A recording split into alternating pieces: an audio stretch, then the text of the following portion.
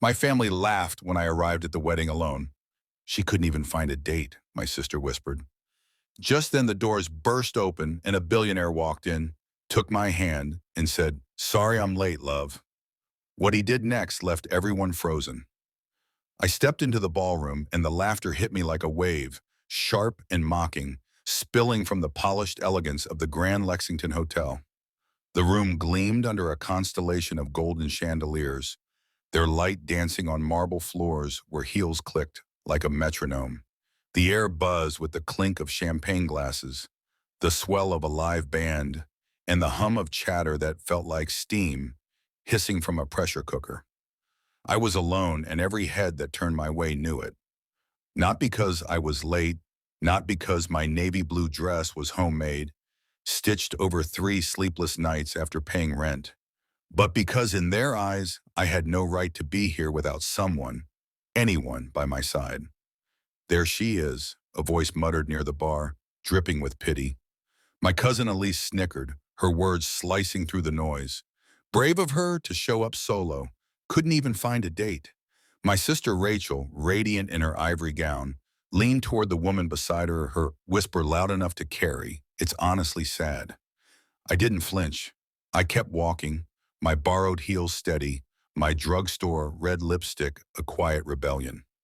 My spine was iron, unyielding, even as the scent of roses and expensive perfume choked the air. This was Rachel's wedding, a spectacle of wealth and excess, the kind my family thrived on. She was marrying Greg Madison, Wall Street royalty, third-generation money with charm that landed him in headlines. And me? I was Harper Lane, the forgotten daughter, the one who fled home with nothing but a dream and a cat at a used bookstore downtown. No trust fund, no Instagram-worthy vacations, just a life carved from grit.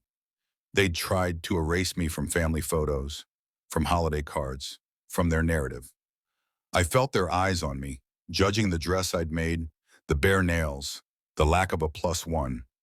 I made my way to the corner, to the table marked for distant family and plus ones, and sat alone. No one greeted me. My parents, seated at the VIP table, avoided my gaze. My brother, once my closest ally, didn't even nod. The air was thick with their silent verdict. I didn't belong. Aunt Nancy leaned over from the next table, her smirk sharp as a blade.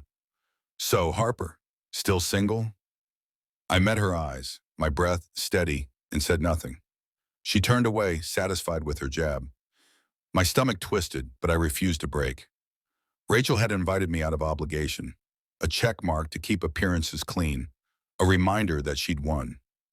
I sat there surrounded by crystal table settings and dripping chandeliers, feeling like a ghost in their perfect world. Then the ballroom doors, massive, gold-handled, ornate, swung open with a boom that silenced the room. The band faltered, missing a beat. Every head turned. A man stood in the doorway, raindrops clinging to his tailored charcoal gray suit, hair tousled, tie loosened just enough to make hearts skip. He stepped inside, confident, unstoppable, like he owned the very air. His eyes found mine, and my breath caught in my throat. He strode past gaping guests, his heels sharp against the marble, straight to my table. I stood frozen as he took my hand, his touch warm and sure. "Sorry I'm late, love," he said with a smile that could melt steel. He leaned closer, his voice a whisper for me alone. "Play along." Then louder to the room. "Traffic was a nightmare, but I couldn't miss celebrating your sister's big day." The ballroom held its breath. "I'm Nathan," he said, glancing at my father and Rachel, Harper's fiancé. A fork clattered somewhere. Gasps rippled through the crowd. Rachel's face froze, her bride's glow replaced by something brittle. Greg's expression tightened. My mother's mouth opened and closed like a fish out of water. My father's jaw ticked, a storm brewing in his eyes. Nathan's smile softened, reassuring, a shield against their shock. I realized this wasn't just a performance. It was a declaration, a spark that would ignite something they'd never see coming. For a moment, no one moved. The room couldn't process the image. Me, the family's embarrassment, standing with a billionaire gripping my hand like I was his world. Whispers broke the silence. "Fiancé? Since when?" Is that Nathan Hale? From Hale Holdings? My heart pounded. Nathan Hale. The Nathan Hale, not just a name, but a legend. A tech billionaire who didn't just make the Forbes list. He bought the media company that published it. And he was here beside me, his hand steady in mine. Rachel stepped off the stage, her glittering gown trailing, her perfect smile gone. "What the hell is this?" she hissed, barely keeping her voice low. "You brought a fake fiancé to my wedding?" Nathan didn't flinch. "Fake?" he said smoothly. "That's a bold assumption for someone who didn't know her sister speaks fluent French, owns 3 patents, and volunteers on weekends." Rachel blinked, stunned. He turned to Greg. "Greg, right? Pleasure. I read your quarterly projections. Bold to bet on that merger. Might want to rethink the tax implications, though." "Just a thought." Greg stiffened, his charm cracking. I stood silent, barely breathing, my mind racing to catch up. Nathan looked at me, his voice soft. "You okay?" I nodded, dazed. His smile was a lifeline. "Good. You looked so alone when I walked in. I couldn't let that happen." More gasps, louder now. My father stood, his voice slicing through the room. "Nathan Hale, you expect me to believe you're dating her?" Nathan's jaw tightened, but his tone stayed calm. "I don't need to explain myself to you." My father's eyes narrowed. "She's been nothing but a failure. She walked away from this family, threw away opportunities. She's the reason her mother—" "Enough!" Nathan snapped, and the room froze. His eyes darkened, his voice a blade. "If you think raising your voice or rewriting her story will intimidate me, try again." The silence was suffocating. He turned to me, his tone gentle again. "Can we step outside?" I nodded, and he led me through the ballroom, past stunned guests and half-empty champagne flutes, to the garden terrace. Fairy lights twinkled above, their glow soft against the night. I pulled my hand back and whispered, "Why are you doing this?" Nathan slipped his hands into his pockets, his eyes honest. "3 weeks ago, I was at your bookstore. You gave me the last copy of Bel Canto. You said it was your favorite, told me to keep it, even though it was a first edition." My heart stopped. "You said some stories deserve to be held, not shelved. Then you smiled and went back to shelving returns while your coworkers mocked you for talking too much." I stared at him, my throat tight. "You remembered me. I never forgot you," he said. "You were kind. You saw me when I was trying not to be seen." His voice trembled with quiet anger. "I looked you up later, saw what your family said about you. I didn't like it. When I learned you'd be here tonight, alone, I knew I had to come. The way they treated you in there, it wasn't okay. They needed to know your worth, and I wanted to be the one to remind them." Tears burned behind my eyes, not from sadness, but from the weight of being seen. Someone believed in me without asking me to shrink. "So, should we go back in?" he asked, his smile gentle. I steadied my voice. "Yeah, let's give them something to really talk about." We re-entered the ballroom hand in hand, and the energy shifted. The whispers weren't mocking now. They were laced with fear, confusion, curiosity. Nathan led me past the tables like we were untouchable, royalty in a foreign court. My relatives, who'd called me directionless, a waste, stared, unsure whether to smile or look away. None apologized. Rachel stood on the stage fuming, her dress shimmering, but her expression dark. She whispered something sharp to Greg, who nodded and approached us with a stiff smile. "Mind if we talk?" Nathan let go of my hand but stayed close. "Depends on the topic." Greg's grin was forced. "I don't know what this is. Some dramatic entrance for attention, maybe. But I'd rather not have the press spin it wrong. I'm sure you understand." Nathan cocked an eyebrow. "Oh, I understand. You're worried my presence might overshadow your big moment." Greg's eyes flicked to the phones already out. "It's their day, Nathan. Let's not make it about whatever this is." Nathan turned, raising his voice slightly. "Attention, everyone. I apologize for interrupting earlier. I'd like to make something clear." The room stilled. I'm not here to cause a scene, but I won't stand by and let Harper, my fiancée, be humiliated for showing up with dignity while you whispered like high schoolers behind cafeteria trays. Silence. He smiled faintly. "But don't worry, I'm not staying long. I've seen enough." He offered me his arm and we turned to leave. Rachel's voice cut through. Oh, please, this is a pathetic stunt. He's not your fiancé. You probably paid him. Her words stung not because they might convince anyone, but because I knew she meant them. Tell them the truth, Harper. You begged some stranger to show up to feel important. I turned slowly, air gone from my lungs.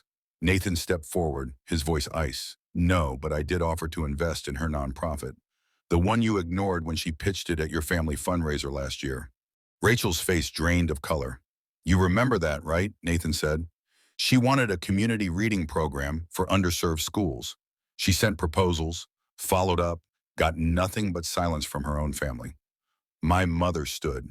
That's not fair, Nathan's voice sharpened. What's not fair is watching a woman you claim to love sit in the back row while you play perfect up front. The room shifted uncomfortably. People looked away, sipped drinks to dodge the tension. I stepped forward, my voice soft but steady. I didn't ask him to do this. I didn't ask for attention. I came because I thought maybe I still belonged. I looked at Rachel. I was wrong. Her mouth opened, but I raised a hand.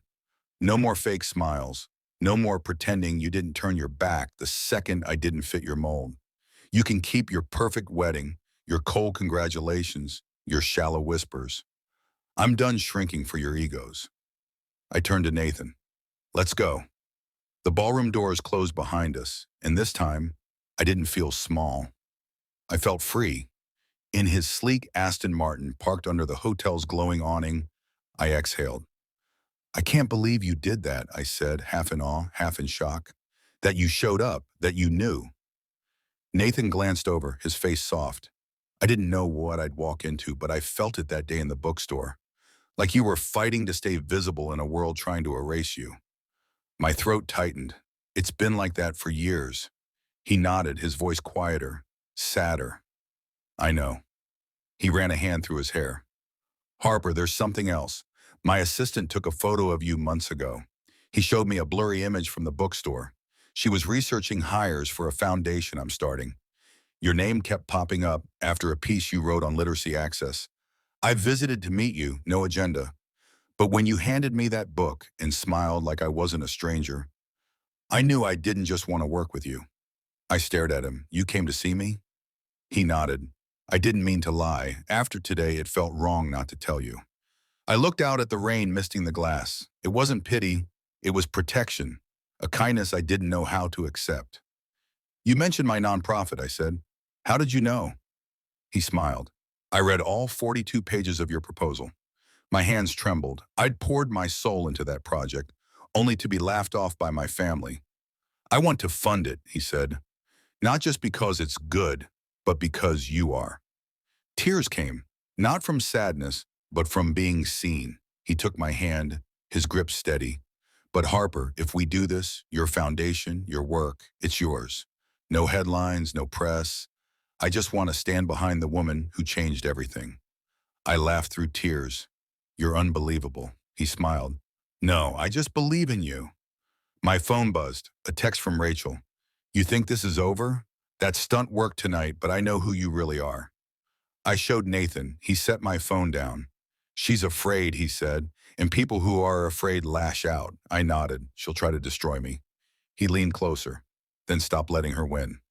By noon, Rachel's campaign was online. Old photos from my college dropout days, a misquoted blog post, claims I faked the engagement for money. Nathan made a call. 2 hours later, at a Midtown hotel lounge, he spoke to the press. For the record, he said calm and precise, this woman is my fiancée and the founder of a fully funded national reading initiative launching next month. She doesn't need my name. She has her own. It's Harper Lane. Cameras flashed. Rachel's smear campaign crumbled. That night in my tiny apartment, I made tea and sat in silence. For the first time, I felt proud. Not someone's shadow, but me. When Nathan appeared at my door holding that first edition bel canto, he smiled softly. I told you some stories deserve to be held.